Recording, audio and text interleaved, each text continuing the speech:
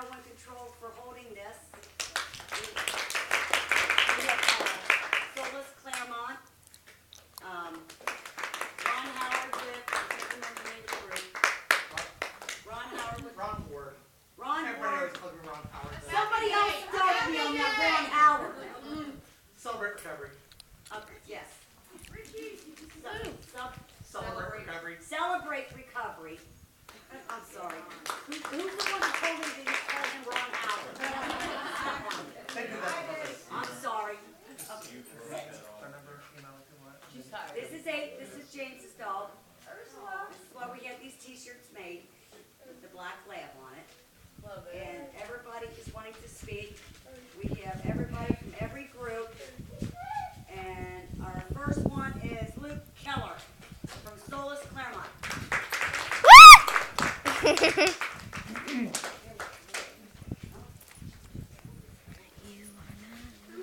Well, my name is Luke and I'm an addict. I live. I'm also an ex-con. I know that in this situation that's probably not very surprising to most people, but unfortunately in society today, it's kind of shunned. I have a disease, it's called addiction. My drug of choice was methamphetamine and marijuana. Addiction isn't much different than any other ailment or any other disease out there. In fact, it's very similar to diabetes. If you take a look at diabetes, diabetes is basically the inability to control the amount of sugar that's in the blood. Addiction is the inability to control the urges to use substances. Both are a loss of control. There's other similarities as well. Both can be treated. You can treat diabetes by using insulin and a correct diet. You can treat addiction through maintenance, through meetings, through talking to people, through sobriety. Unfortunately, there's a big difference in the way each is looked at in society. Diabetes is not a problem in society. People in society don't have an issue with diabetes. But if you look at somebody in recovery or with an addiction, we're shunned. That's a problem. The stigma of addiction needs to be stopped. I believe that by standing up here and talking to people about addiction and how addiction works, we can begin to change that. If a diabetic needs insulin, but they don't have the money for it, it will be provided. If an addict needs recovery and is seeking treatment, it's a fight to get it. There's a problem with that. As a community, if we start to stand up, we can get these things changed. I believe it. 20 years ago, smoking cigarettes was considered norm. It was okay. People did it in restaurants, but they did it all over the nation. We've changed it. The community has changed it. When the community stands up and wants something done, we can make it happen. If the community stands together, we can make changes. Solis Claremont has been formed as, we have a twofold purpose. What we do is we have 2-hour meetings twice monthly. We meet on the second and fourth Wednesdays of each month at the Hope Center in Amelia. What we do is during the first hour, we support each other. We have mothers of addicts, we have fathers of addicts, we have brothers of addicts, we have addicts. We have mothers that have lost children. All of these people come together and they support each other to try and help through the grieving process. We try and help each other to give the mothers an understanding of what the son or daughter is going through in their addiction and how they can help. We talk about that for an hour, and then we take the energy that's pent up. I mean, there's a lot of pent up grief, anger, hurt, and we take that anger and we use it to advocate in the community. This Saturday, the 19th of October, we're going to be holding our first rally. It's called the Not One More Rally. It's going to be held at Veterans Park in Union Township. It's basically a couple miles from the Eastgate Mall. If you take 32 east, if If you take 32 East, I believe it's the second light from 275. The road is called Glen Estee, Withamsville. Take a right and just follow it. You Is can't it miss close it. to East Cape Mall? It is very close to East. What's the date? I'm sorry. October the 19th is this coming Saturday, 6 days from now. From noon to 6. We will be having some formal speakers from 4 to 5. At 5 o'clock, we're going to have a memorial for the 53 people that died in Claremont County last year. We lost 53 individuals just in Claremont County last year, and the number is going to rise this year. We've got to start doing something to stop this epidemic. We hope to see all of you here, all of you there, and please tell everyone. We want the biggest crowd we could possibly get. We want to fill that park if possible. Repost. Repost. Yes, keep reposting it on Facebook. I know a lot of you have seen me on Facebook. I'm not going to stop posting it. In fact, I'm putting on a huge push this following week. We need the word out. We're going to have a lot of speakers. In fact, I will be speaking again. A couple other members of our group will be speaking. Susan Sexton's going to be speaking. I believe some of the other groups are going to be speaking. We're going to try and accommodate anybody that wants to get up and speak. We're going to do people speaking pretty much at any time all day long. We have a DJ coming. There will be food served. If you want to bring a side dish or something, you're more than welcome. The memorial, we're going to have crosses out in front of the park. 53 crosses that were built by Steve Blevins Construction and painted by Donna Young. We are getting as many people involved as we can. Each cross is going to have a balloon hanging from it, and on each cross we're going to have a little card that gives the specifics. The date, gender, date, gender, marital status, and age of each of the people that died from overdose last year. And the last thing we're going to do is a memorial. We're going to read off those specifics, and then each balloon is going to be cut and let loose. We're doing that because although they're not forgotten, our group we work with, we're trying to help people get over their grief. And though they're not forgotten, they have to be set free so that these people can move on and continue. I believe it's going to be a very poignant and visual memorial. After the memorial, we will have a closing prayer by a pastor from the local area who has a son who is struggling with addiction. So we believe that we're getting the right people involved by getting a pastor that has actually had a problem with this. It goes to show that this epidemic is reaching all demographics. I started this off by letting y'all know that I'm an addict and I'm a convict. 10 days from now, on the 23rd of October, I will be celebrating 10 years of sobriety. Wow.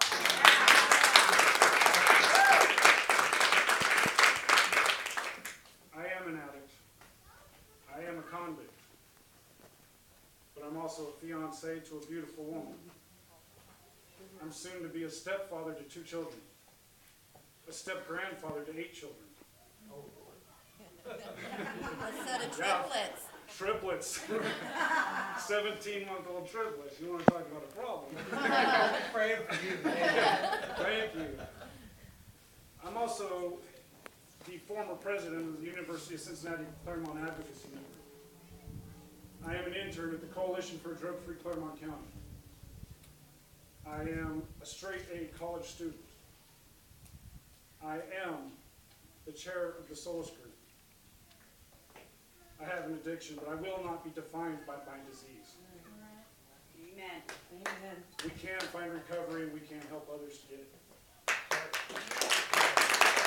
And with that, I'll pass it back to Rosie. Gee, thanks. You're welcome.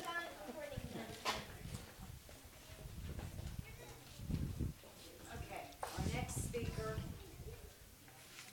Donna Ingram.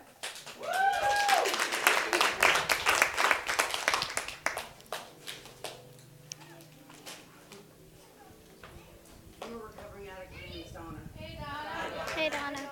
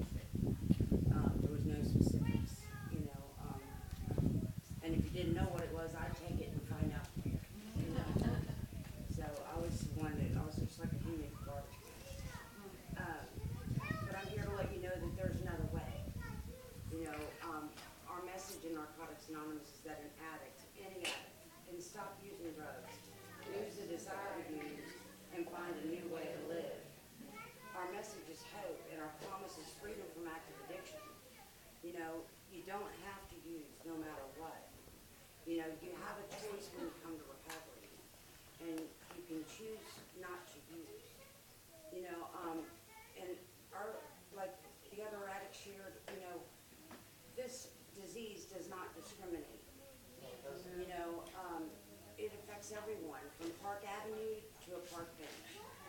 You know, it doesn't make a difference. You know, I think everyone could use a program, to be honest with you. But we work a program, and it is a disease.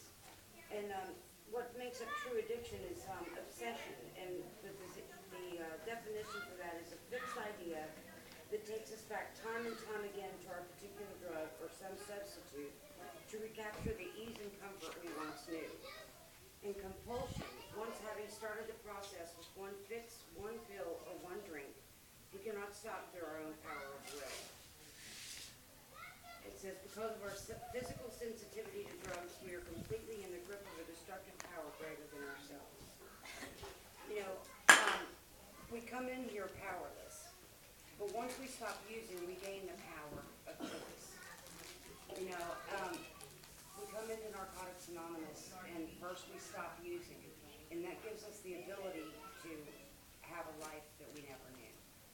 You know, I'm a little over 6 years clean.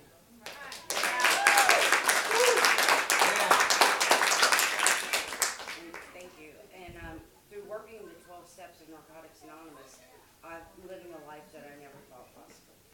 You know, I may not have a lot of money, but I have freedom that I never thought possible. You know, I like myself today, which I never did before. You know, when I came in here, I couldn't look myself in the mirror. Today, I truly like myself. You know, I can live with me. I don't have to have someone else in my life give me kudos and pat me on the back and tell me I'm okay. Like, I'm okay with me today. You know, I love other people. It's like I go out and, you know, it teaches me to look at things positively. You know, and that's a big thing, because nothing outside of me really changed, but my perspective has changed. You know, our literature says that a personality change is what was really needed.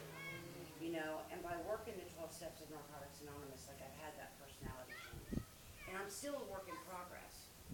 You know, we take this seriously, because this is a life or death situation for us. You know, we come together, you know, there's a few suggestions that we're given when we get here. And that's to go to meetings and get a sponsor, work some steps, do some service, and find a higher power. And when we do those things, like, we get some freedom in our lives. You know, we have a wonderful life. You know, good things happen. And we find some, we get gifts. Like, we only have that one promise of freedom from addiction, but we get all these gifts, and gifts that we never thought we'd have. You know, it's all these little things. You know, it's like the trust comes back from our families. You know, we reestablish old relationships with people that we didn't know were possible, that we thought we'd lost those relationships forever. You know, we start liking ourselves, which we didn't think that we would. You know, it's all these little things that happen to us, and we never thought that would be possible again. You know, people in the rooms, we have relationships with people, and they truly like us for ourselves. They don't like us for what we have. You know, we have these long-lasting friendships that are just amazing. People that truly love us. You know, and it's just a wonderful life. It's, you know, we go out and we do service. You know, there's a lot of type of service. Some of the service is internal, where we just help other addicts, and some of that is people in detox that are trying to get clean. Some of it's on service committees, where we go out and we carry the message to the addict that still suffers. We do service on various committees. Some is like activities committee, where we go out and we plan fun things to do for the other addicts. Other ones are like public relations, which is like what I'm doing now. We come out into the community and let people know that we exist and that there's help available. We also have a meeting list. Could I leave the meeting list up here? It's in my book. We have a, no, okay. We have a meeting list, which I'm gonna find here in a second.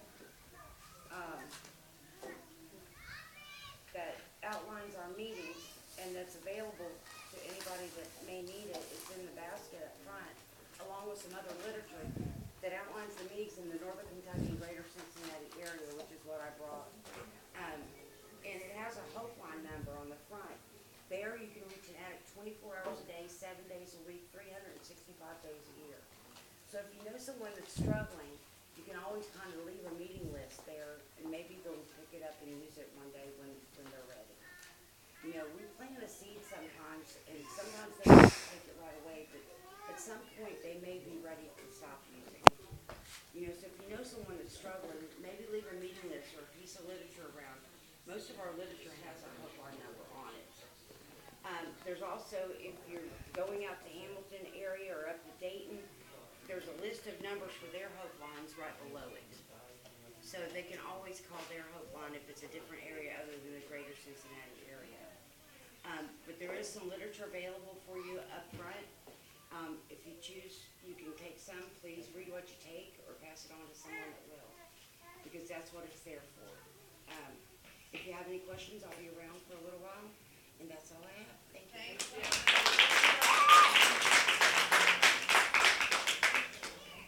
We do have a table set up there for anybody that wants any literature. They could take it with them. It'd be great if everybody could put it on their websites. We do have a list up there for everybody to put their websites of places they know that we don't have to help all others. Now, we have Ron Howard Ford.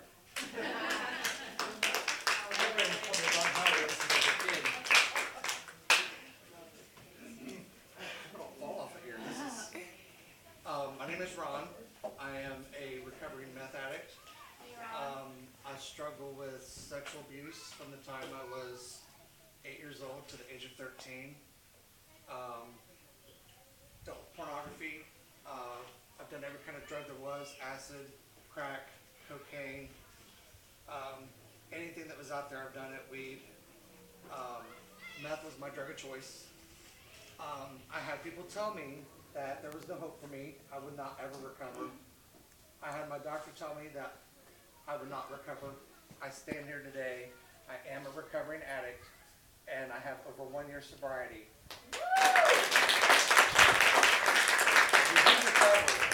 We do recover. One of the things, I'm involved in Celebrate Recovery at our church. I will tell you, Celebrate Recovery has been a God-sent. Yes, Jesus Christ is our higher power. I will tell you, we are teaching children. We have Celebration Station. If you don't know what that is, you can go to celebraterecovery.com. I would encourage you to start spreading the word, get this program in your communities. They take Celebration Station, they take 6-year-olds to 12-year-olds and teach them what the adults are learning, the 12 steps, the 8 recovery principles. We do the same 12 steps that NA uses, AA uses. We just apply scripture to those 12 steps. The 8 recovery principles are based on scripture. But from 6 to the age of 12, our Celebration Station, they teach these kids the same thing we're learning, but on a kid's level. We also have what's called the Landing. It is a teenage program that teaches teenagers exactly what we're learning.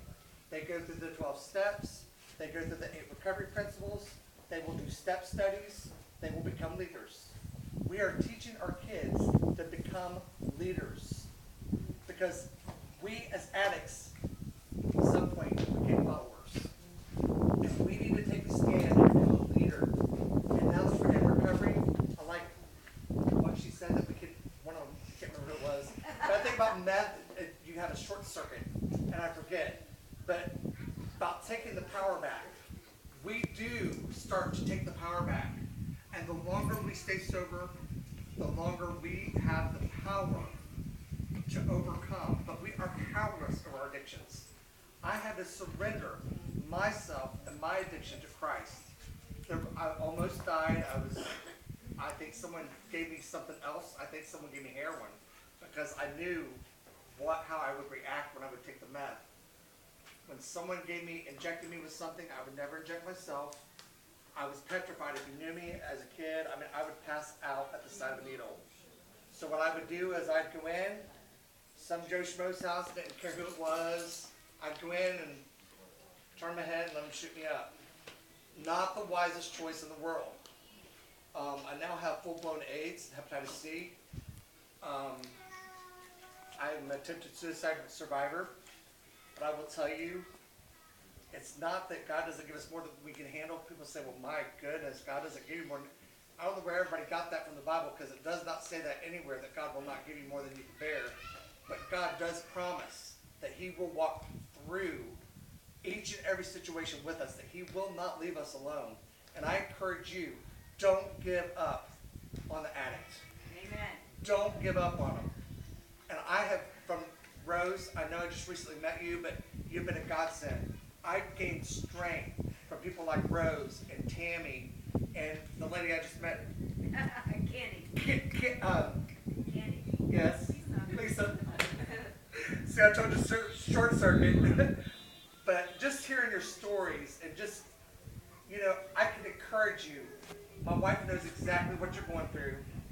There are times I would have to crawl to her and I would say, please pray for me because I can't pray. I would say, can you please read to me because I can't read because of the blurred vision from coming off my high. And shooting up, you'd be high for almost a week. That's why a lot of people turn to shooting up, because it gives you the longer high, the longer lasting. But my biggest thing, I'm involved in celebrate recovery, as I mentioned. I am leaning more towards celebrate recovery on the inside. That's what I'm working towards. I will be finishing my step study, and by the end of November, I am going to a Celebrate Recovery seminar, which I will be taking Celebrate Recovery on the inside of prisons. I will be developing a team, so if you pray about it and you want to be on a team with me, I need a team to go with me. I can't go into prisons by myself, but we will be taking a full program into, I'm talking about maximum security prisons. And then we're going to go into these prisons and we're going to tell them, I don't care if you're a murderer, I don't care if you're a rapist, I don't care what your problem is, you can recover. And one of the things I want to tell you before I stop, and I can keep going, but one of the things I will tell you where we need to make the change is that we need to let people know, number one, they can recover, but number two, we need to take a stand against the doctors and the physicians. I cannot tell you, it is still a problem. I have the best AIDS specialist in the United States. She is top notch. She has told me, I have severe insomnia. She said, Ron, I'm going to prescribe you Ambien. I said, well, no you're not. I don't want it. It's a narcotic. It's a controlled substance. My wife just went to the dentist for a tooth cleaning and wanted to give her Vicodin. We have got to take a stand against the doctors and tell them to quit prescribe a tooth cleaning. Hello? We've got to stand up against the doctors too, because I'm telling you, that is a gateway to the heroin. Because then they cut them off of the prescription pills once they got them addicted, and then they switch to street drugs. They switch, and it's not their fault. We are good people. Who was it that said that? Well, we're good people. Yes, thank you. Sexton. Yes. We are good people. It's not that we're bad people. When I admitted myself in the hospital for recovery, the social worker came up to me and she said, I never would have guessed. And I looked at her and I said, you never would have guessed what? So I never would have guessed you were an addict. And I said, why would you say that? Because I'm not black? Because I don't have tattoos? Because I don't have long hair? She said, yes, all the above. I said, then that is your fault. That's a stereotype.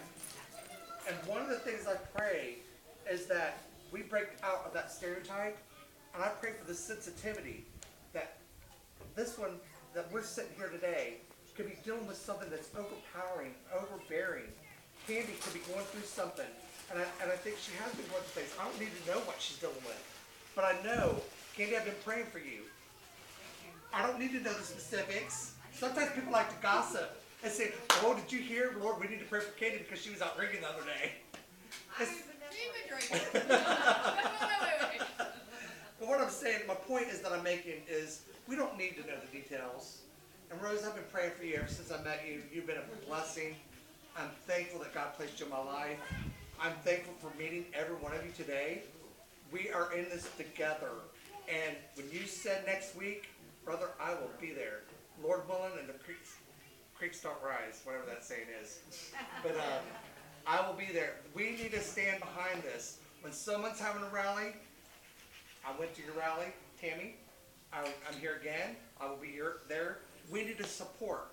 We want more than 200 people. We want to make this. We want to make a stand. And I'm telling you, marijuana needs to be out the door. 100,000 people celebrating marijuana smoking weed day. People, 100,000 people in Colorado. I'm telling you, we can make a stand. I like what he said. We can make a change. If we can stop people from smoking in restaurants, we can stop them from smoking weed in a public park. I'm sorry, I don't know about you, but I don't want my kids smoking weed. I have difference of opinions about medical marijuana. There's a difference. But the legality of weed does not need to be legal. It is a drug just as pills are a drug. Just as Oxycontin is a drug. Just as heroin is a drug. They all are drugs. Alcohol is a drug too. And my grandmother was a severe alcoholic. The last 2 years of life, she quit drinking without any withdrawals, and she was great. But you can go to my website. I have a page on Facebook, Drugs Stills, Kills and Destroys. Or it's Drugs Kills, Stills and Destroys, whichever. I can't remember my own website. But you're welcome to check it out. I wish you all the best. You all are in my prayers. I pray, I light a candle daily. And you're included in that candle light. I mean, light a candle for someone. Light a candle for someone who's struggling with addiction. But let's join together. I don't care. I've met some wonderful people all over. My wife's like, you don't have no strangers, do you? I said, no, I don't. But there's people in Pennsylvania that I've been talking to, and hopefully one day we'll get to meet. But we need to join this fight together. And we're going to support you because of the struggles you got, Lisa. We're going to support you. We're here for you. Thank you for coming today. And just wish you all the best and know that y'all are my prayers. That's all. I'm going to turn it back over to Rose.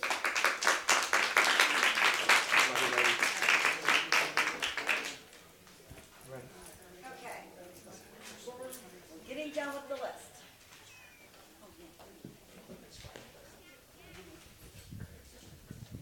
We also have the angel wings here. For anybody that has lost someone, please go with Candy or Tammy and get their name put in the wings. I forgot about that. I'm sorry. We'll sit her back right up there. She stays sitting up. Okay. And we got Ron. Okay. Here's one. My husband wants to speak. David Reeves. You know he's on here. Here's the pen. Put the name in the wing. He's got your name on here.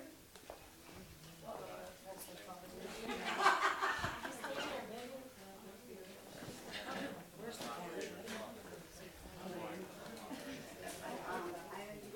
You can take the wings on over to Tammy and Candy and get it signed. Okay, I guess. Okay. Okay, we have. Who was that just came up here? Ursula. Ursula. She didn't sign, but Ursula wants to be up here too. Haley. This is a new one to the group, guys. Hi, my name is Ursula, and I lost my daughter to heroin addiction in June of 2013. It's still pretty hard to talk about. My prayer for Laura used to be that God would send her, surround her with a team of angels, and protect her from evil. In the end, God did answer my prayers, but just not in the way I had hoped He did. Now she is free from the monster and free from what I've heard other heroin addicts describe as the demon. I'm a member of www.dammad.org. Their lesson, or what they want to say, is about prevention, enforcement, and education. Also, please don't feed the monster. And heroin dealers are serial killers, which I think they should be held liable for the deaths of our loved ones. Rest in peace, my sweet Laura. You are forever my beautiful angel.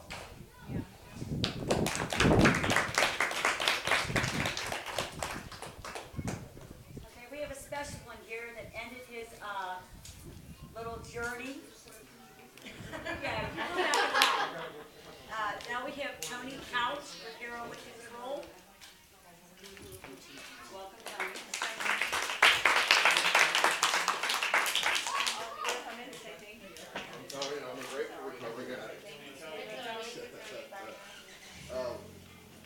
You know, like clean date is December 31st, 2011, so going 2 years. You know, I'm a survivor of, I mean, as a child, I was raped, abused at a young age of 3. And, you know, I dealt with that guilt growing up of why me, you know. What did I do to deserve this? You know, what did I do wrong? And then, you know, I mean, both my parents are addicts. I was adopted at 14 months old. And luckily I didn't get adopted out of the family. My aunt took me in. And then her husband, he was a severe alcoholic. So I was abused growing up by an alcoholic, and had my childhood taken away from me because I had to raise my 2 little brothers' wives. He was at the bar and my mom worked to raise us.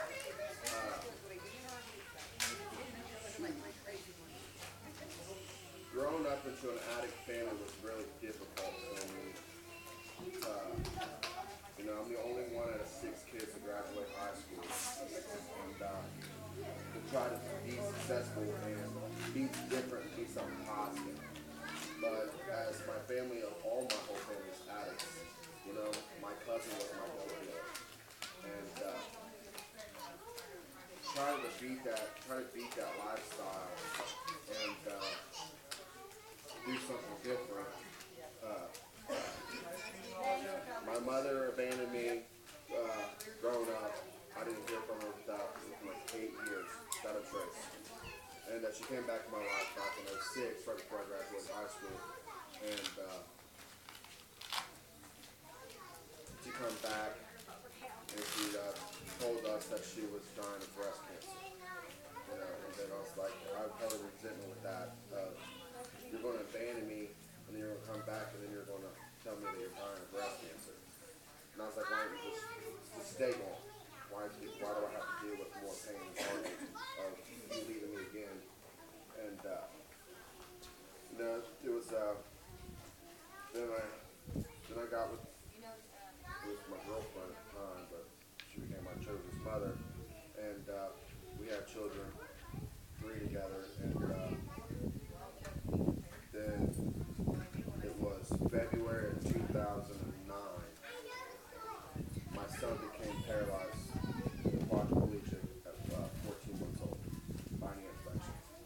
And we dealt with the heartache from that, and that's when really my addiction with pain pills kicked in. Because I try to do the feelings and numb the feelings so I didn't have to deal with that any longer. And then we started doing pain pills, then coke, and then more pain pills, and eventually we started snorting heroin. And we did that for about a year, and then it was June of 2010.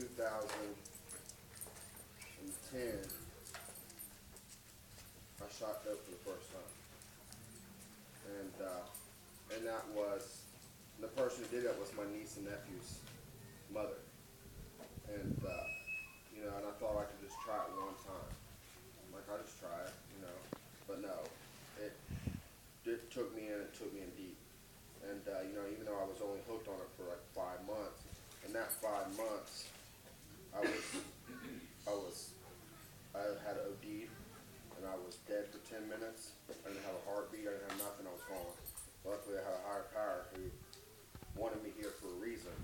And then I was jailed twice, and then went to jail. Then I was in treatment, and I did treatment for 105 days, and I was 11 days out of treatment, which was, and I had 9 months clean at the time. And August 26, 2012, I got a call that my children's mother had OD'd and passed away. And and I didn't know I was going to get through it clean. I didn't think I could get through it clean, because that's what we do. It's a healing disease. We numb the feelings of the pain and heartache that we have. And I got through it clean, but that's through my friends and my family and, you know what I mean, my support network that no matter what, we do not have to use. You know what I mean? This too shall pass. And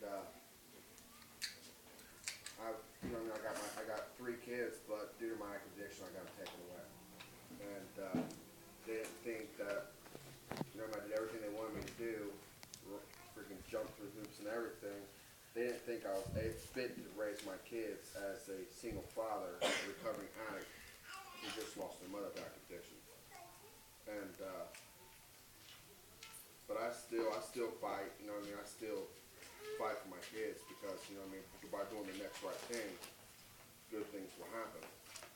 And that's why I think God has gave me a second chance to help other addicts like myself, to show proof that there is a miracle that we do recover, and that no matter what, we do not have to use.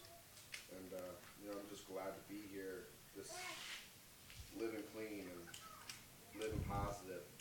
And you know, I got my son today. You know, I mean, my father's a recovering addict also. We have a good relationship, and you know, I have siblings who are in active addiction that all I can do is pray for them, because I don't go around and still bring me down faster than I can bring them up.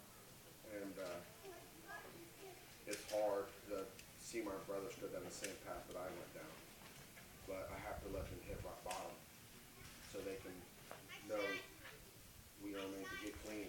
And I just live proof that, you know what I mean, no matter what, you know what I mean, you don't have to use. And I'm an example of that, through that my brothers can look up to me and like he did it. So, and, you know, and I'm just glad to be here clean, and that's it. I'm glad you're here too.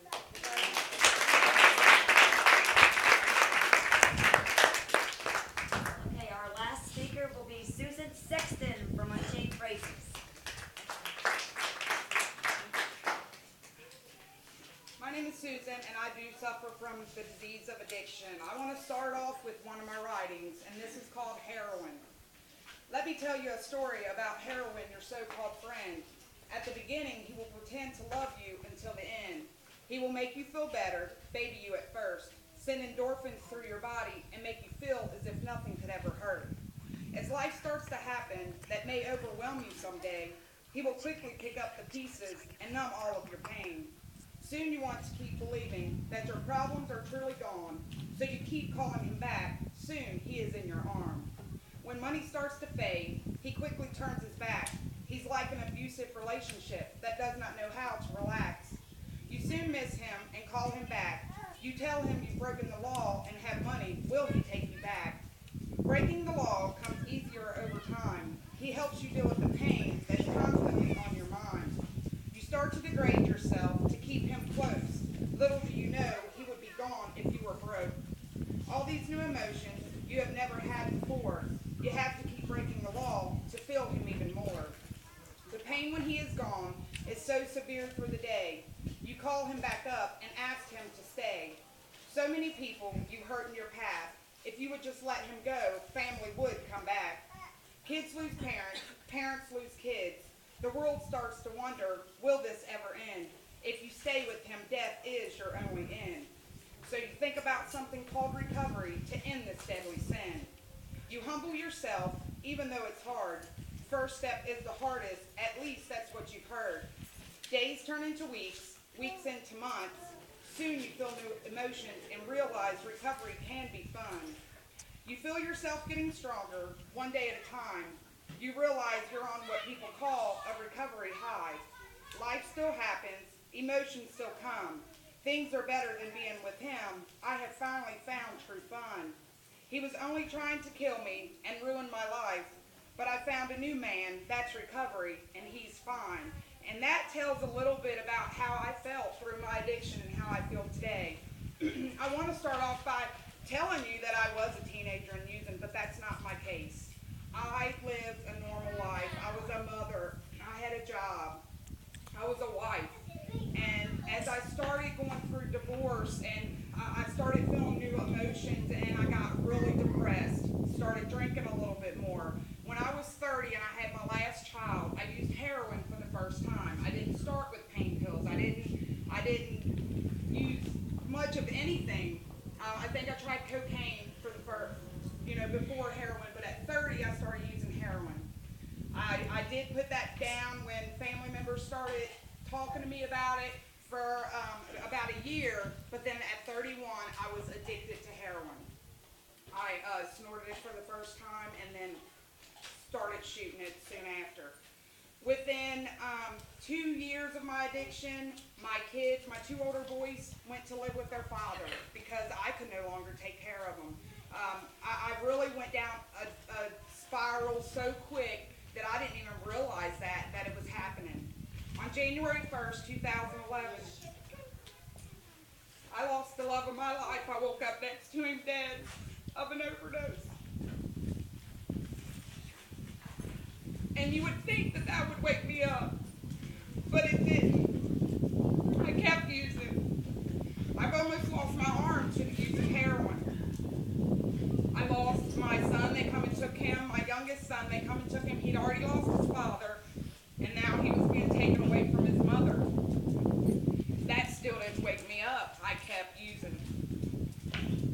In November of 2011 was the first time that I truly knew I wanted help, and I was told years ago that when I knew it, I would know. And I had a feeling, and I just wanted a better life. I didn't know what kind of life I wanted, but I know I didn't want that darkness. So I started asking for help. I was reaching out. I went into hospitals, and I was begging them for help. The first place I was in was Eastern State, Kentucky, and I told them that if they didn't help me, I was going to die. So they checked me in for about 7 days. I asked them to put me in a lockdown facility because I really needed help, and they couldn't do it. So within no time, I left Lexington and I went back home to northern Kentucky. I had a prostitution charge within 7 days, and I was back to using heroin. I still had the feeling, though, I didn't want to stop. I didn't want to stop trying to get help. I wanted help.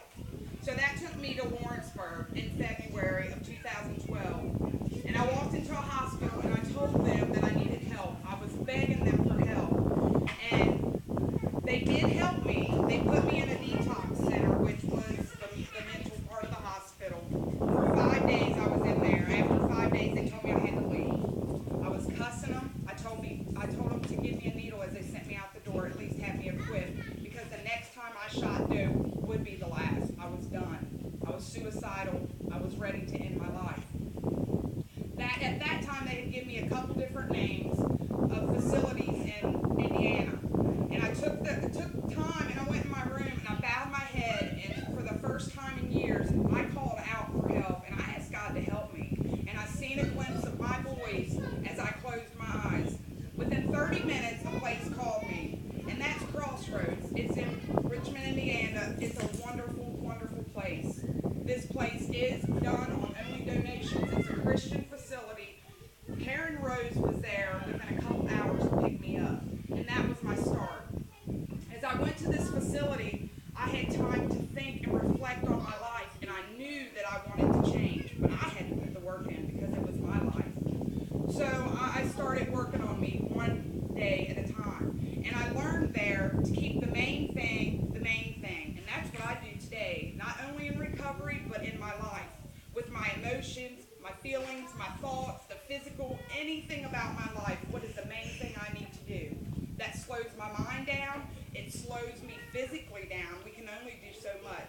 When I get overwhelmed, I'm going to relapse. So after I didn't finish the program at Crossroads, I was getting calls about my son. My sister has custody of him, and she still does.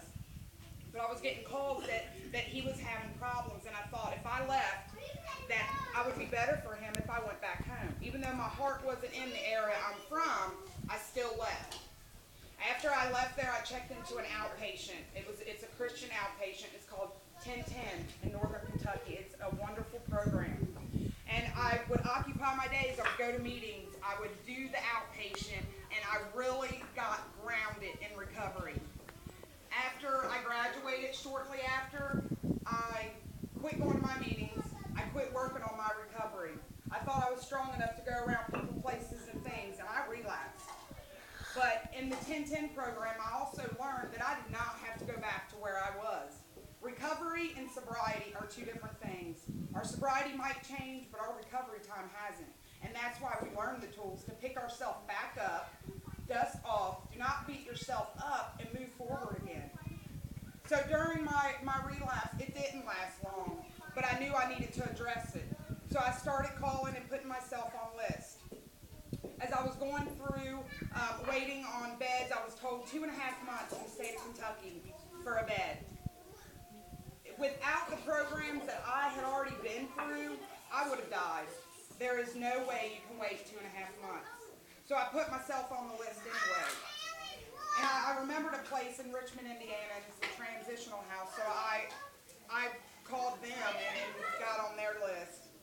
During this, what happened to me was I found out that Kentucky state troopers were looking for me.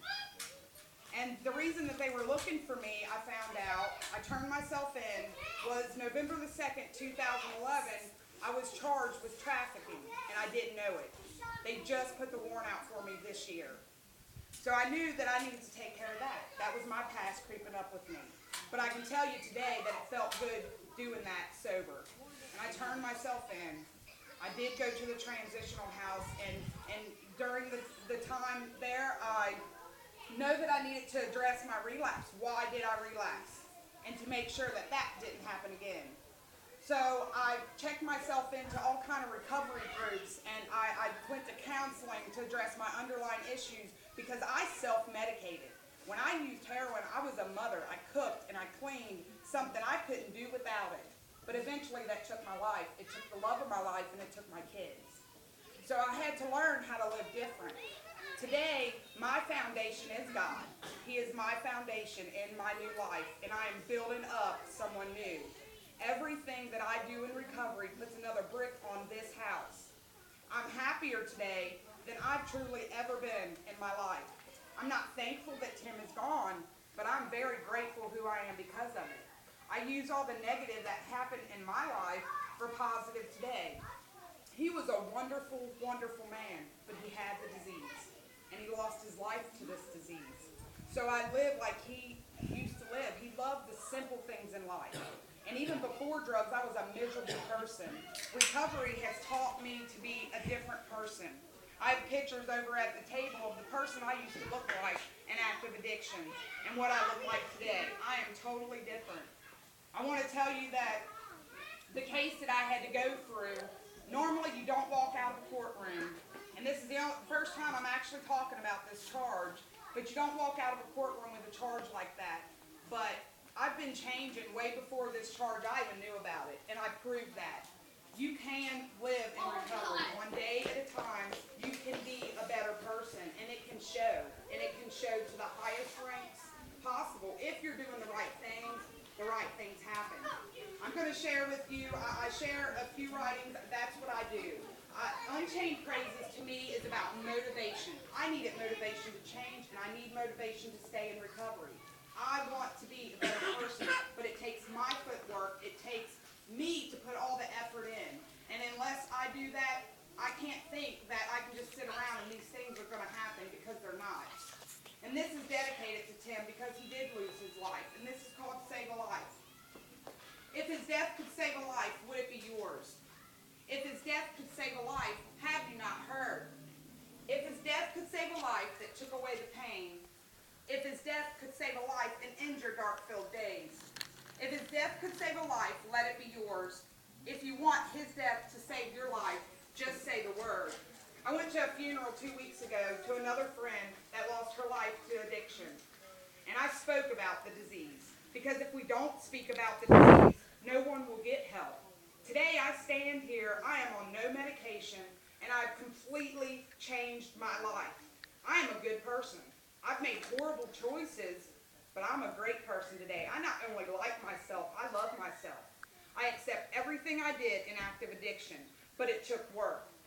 And knowing that I was in such a dark place, and I had to do it every day to work on me, I am happy about things that I had to go through, because it wouldn't make me who I am today. You know, I intend to be the voice of the still suffering addict, because they need someone to speak for them. Because even though they're in a dark place and they feel like their life cannot change, it can. And it's going to take people to let them know that it can. When I first heard about recovery, I thought there was no way that somebody was that happy. There was absolutely no way. They had to be on something. Well, I can tell you today that it does happen. It is a wonderful feeling to be in recovery. And it does take one more day. I'm going to share another poem with you. And it's called One More Day. Missing home, am I ready to leave? Stay this way, can I just let it be? I push myself through just one more day, hoping my heart can mend itself, but I think God might be the only way. Yearning for home, my palms start to sweat. A needle's not the answer. God, please help. Let's finish this journey He sent us to do. Become different people.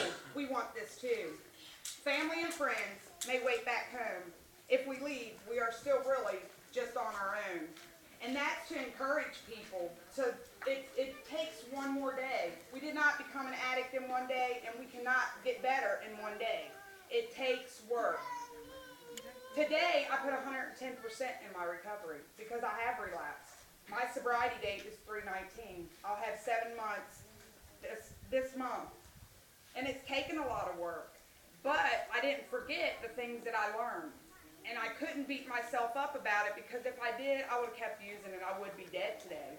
That is the ending result to my addiction. So this is the way I feel. I thank everybody for being here. We do need to speak out about this. There needs to be more rehabs. Rehab to me saved my life, but recovery keeps it going every day. What I do to maintain it, I have to be structured. I have to be. And this is the fourth state I've actually spoken in Ohio before, but 4 states I've spoken. And I will go wherever I need to just to let one other person know that there is life after addiction, that you don't have to live in the darkness. And there are many hands in recovery if you just humble yourself and ask. It's hard to humble. It was very hard for me to humble myself, but today I don't even realize when I do it. This is the way I feel today, and it's called wonderful. How wonderful life is since I am clean. How wonderful my heart feels to finally be free. How wonderful the stars that light my way. How wonderful the smile feels on my face. How wonderful this world is now I see. All of these things God has truly given to me. I stand here today, heroin free. Amen. Woo! I like that one. That one was good. Okay, I thought it was over, but we got a couple more that wants to speak.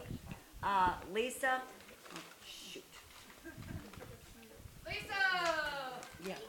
No, she don't want you to know. No, she. James? No? Okay. All right, we still have another one. A newbie, Junior.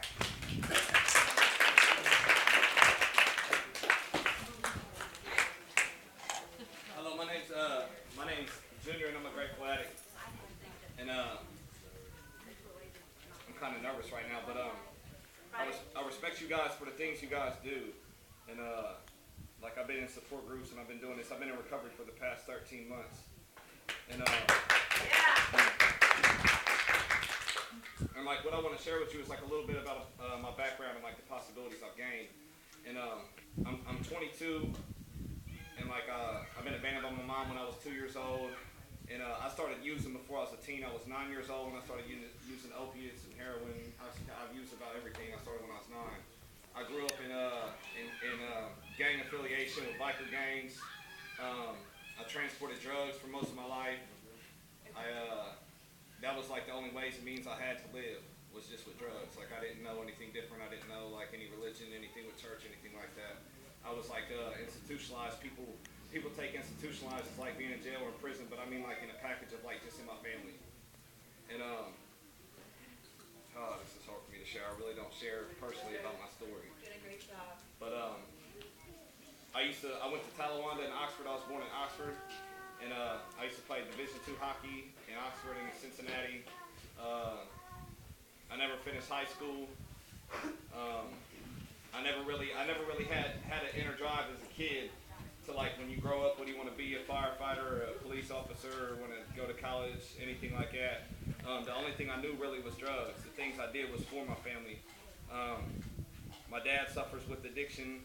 I have 12 brothers, 3 sisters, and all of them suffer with addiction.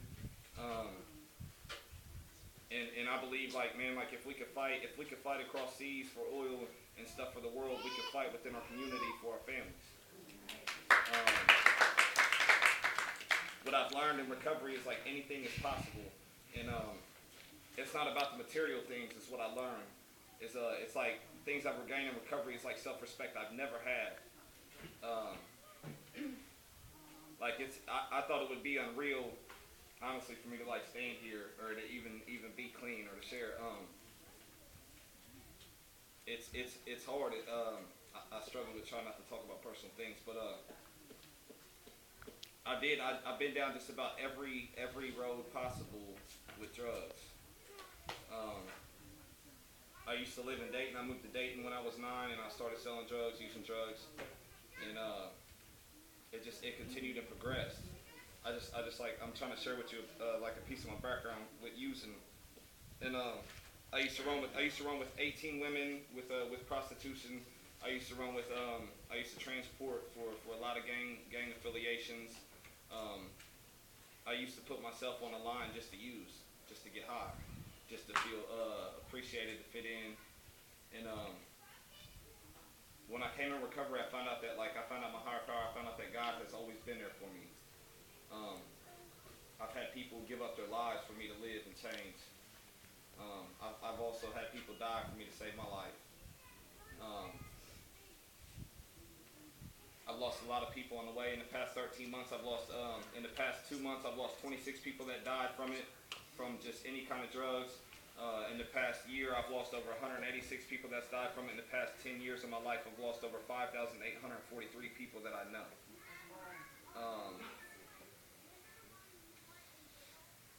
Before, I couldn't see myself being clean or without drugs, and now I can't see myself using drugs. What I've gained back, what I've lost my whole life that I got now in recovery is myself.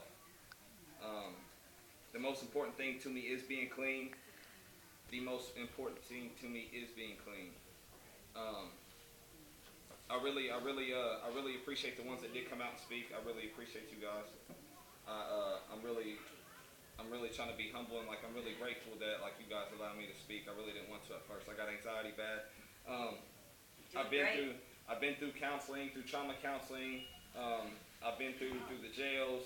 I've been in institutions, psych wards. I've been through a lot of it, and a lot of it was before I even turned 18. My background really isn't like most. I really didn't do the family scene growing up or anything like that. I started off, heavy on my own. I've been shot in the kneecap over drugs. I've been stabbed in the hand, in my shoulder. I got broken teeth still right now. I've had my jaw broken, wired shut 3 times. I've been through 6 overdoses 2 years ago. Within 2 weeks, the first one I was in a coma, and I was overdosed probably before they found me for over 24 minutes.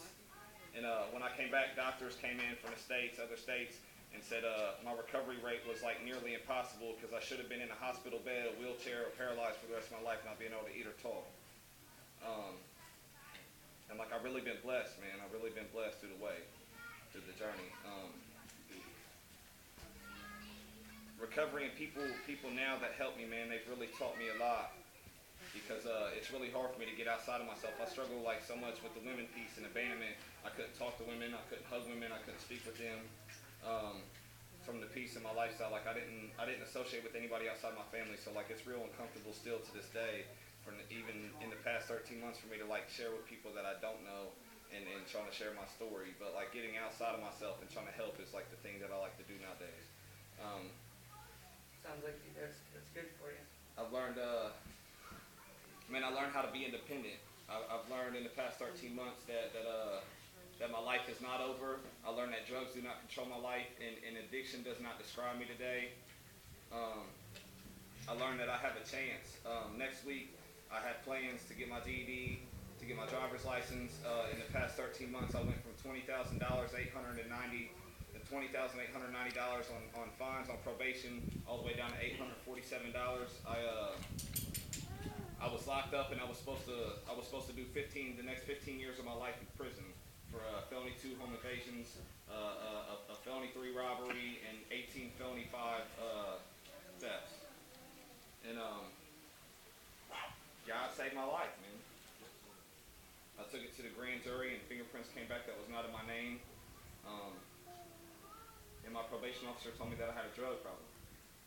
And I went to a rehabilitation center in Hamilton, and I haven't went back to it since. I have not went back to the lifestyle since. Today, I'm not saying I'm perfect. I'm not saying that I can do everything great.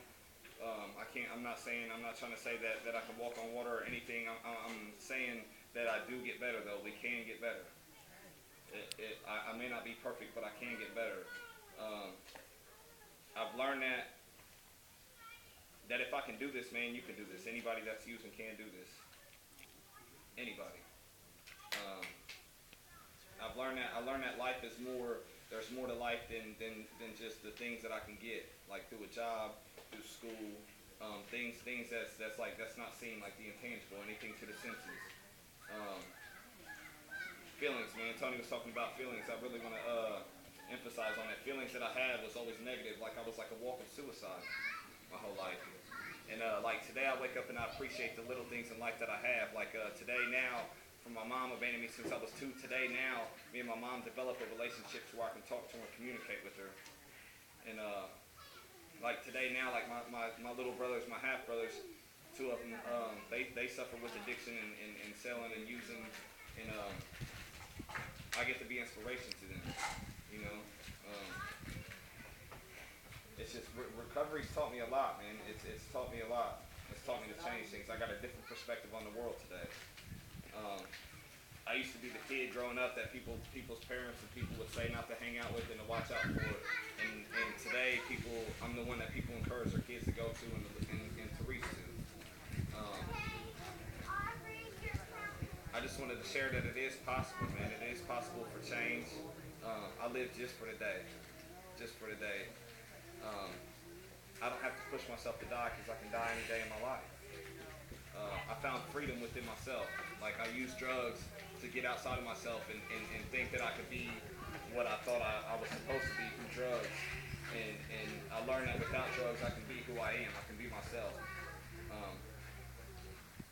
I'm really here to represent myself, man, and the people that's here for recovery, the people that want to change. It's deadly, man. It's fatal. I experience like a lot of pain and stuff, man, but I take those negatives also, as you was talking about, and I use them as a motivating factor in my life. I'm really grateful for the bad and good feelings because it helps me appreciate the good when I get it in my life. I used to take everything for advantage. I was beat down in the streets. I used to be one of the homeless people at the end of my youth, and like one of the homeless people on the side of the street panhandling money to get something to eat or for my kid or something, and I was using it to get high. Today I give back, man. I give back to my community. Today I give people, like certain people at churches I know and stuff, money for help, fundraisers, functions, and all kinds of things to be clean, to stay clean. It was really a blessing to hear about you guys when you guys put stories in and to see it on Facebook. Because with Tony's a personal friend of mine, and I've known his story. I've been a part of his story through it and everything, and it was like a miracle when I heard about him sharing his story and through the rallies you guys have. And like I really want to say I appreciate you guys a lot, and that it does make a difference. It does make a difference. I have a lot of family members and a lot of